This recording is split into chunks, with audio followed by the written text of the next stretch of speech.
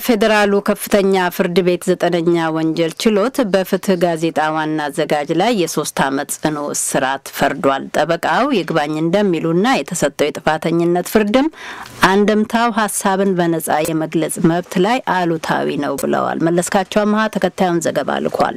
ባለፈው ጥቅምት 5 ቀን 2007 ዓ.ም ህትመቷ ከሁለት ዓመታት በፊት የተቋረጠው የፍትህ ጋዜጣ ዋና አዘጋጅ ተመስገን ደሳለኝ ላይ የጥፋተኝነት ውሳኔ ያስተላለፈው የፌደራሉ ከፍተኛ ፍርድ ቤት 9ኛ ወንጀል ችሎት በጋዜጠኛው ላይ የ3 ዓመት ጽኑ እስራት ሲጥልበት በአሳታሚው ድርጅት ማስተዋል ህትመትና ማስታወቂያ ስራ ድርጅት ላይ ደግሞ የ10 ሺህ ብር ቅጣት ጥሎበታል።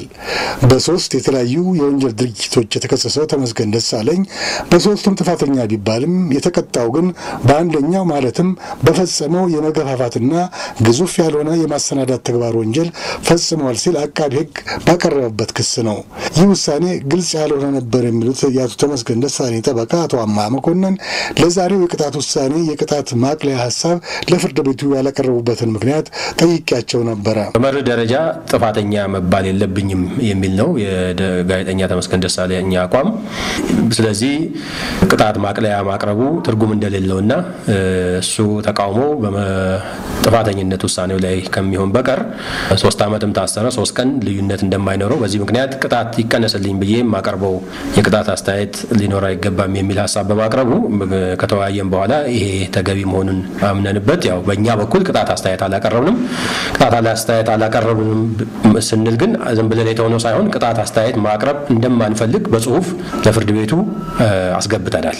እንደ አቶ አማሃ አስተያየት ከሆነ በአቶ ተመስገን ደሳለኝ ላይ አቃቤ ሕግ ያቀረበው ክስም ሆነ የተወሰነ ውሳኔ በኢትዮጵያ ሕገ መንግስት በግልጽ የተደነገገውን ሐሳብን በነጻነት የመያዝና የመግለጽ መብትን አደጋ ላይ የሚጥል ነው። ከፍተኛ የመንግስት ባለስልጣናት ደጋግመው እንደሚናገሩት በኢትዮጵያ አንድም ሰው በጋዜጣ ላይ በጻፈው ጽሁፍ በወንጀል አይከሰስም ሲሉ በተደጋጋሚ እንደሚሰሙ የገለጹት አቶ አማሃ አሁን በአቶ ተመስገን ደሳለኝ ላይ የተላለፈው ፍርድ ግን ከዚህ አነጋገር ጋር እንደሚቃረን ጠቁመዋል። በእሱ በዋና አዘጋጅነት ሲሰራበት በነበረው የፍትህ ጋዜጣ ላይ በራሱ አመንጭነትና በሌሎች ሰዎች አመንጭነት እንዲታተሙ በተደረጉ ጽሁፎች ብቻ ነው። በእነዚህ ጽሁፎችና በጽሁፎች ብቻ ነው። ሌላ ወንጀል ወይም ከሽብርተኝነት ወይም ከሌላ ያደረቀ ወንጀል ጋር የተገናኘበት ሁኔታ የለም። አቃቤ ሕግ ክስ ሲያቀርብም በማስረጃነት ያቀረበው እነዚሁኑ ጽሁፎችና ጽሁፎቹን ብቻ ነው።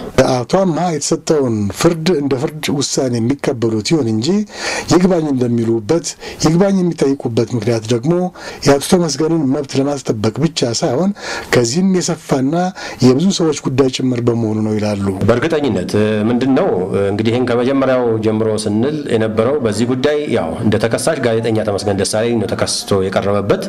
ነገር ግን ጉዳዩ እኛ ምንለው በቀጥታ በሐሳብን በነጻ ከመግለጽ መብት ጋር ቀጥተኛ ግንኙነት ያለው እና የብዙ ህዝብ ወይም አጠቃላይ ህብረተሰቡ ጥያቄ ይሄም እዚህ መብት ላይ በቀጥታ እንድምታ ያለው ክስ ነው። ፍርዱም ይሄው ነው የሚሆነው ብለን ነው የምናስበው። ከዚህ አንፃር ምናልባት ስለ አንድ ጋዜጠኛ ተመስገን ደሳለኝ ብቻ ሲባል ሳይሆን በአጠቃላይ ስለ መብቱ ሲባልም ጭምር ይግባኝ ማለታችን የማይቀር ነው። በእርግጠኝነት ይግባኝ እንላለን። ተመስገን ደሳለኝ ከ2 ዓመታት በፊት አቃቤ ሕግ በህገ መንግስታዊው ስርዓትና በሀገሪቱ መንግስት ህዝቡ እንዲያምጽ በጋዜጣው አማካይነት የመገፋፋትና ግዙፍ ያልሆነ የማሰናዳት ወንጀል የሀገሪቱን መንግስት በሐሰት በመወንጀልና ስም በማጥፋት እንዲሁም የሐሰት ወሬዎችን በማውራት ህዝብን በማነሳሳት ወንጀሎች ከሶት ሲከራከር መቆየቱ አይዘነጋም። መለስካቸው አማሃ ለአሜሪካ ድምጽ ሬዲዮ ከአዲስ አበባ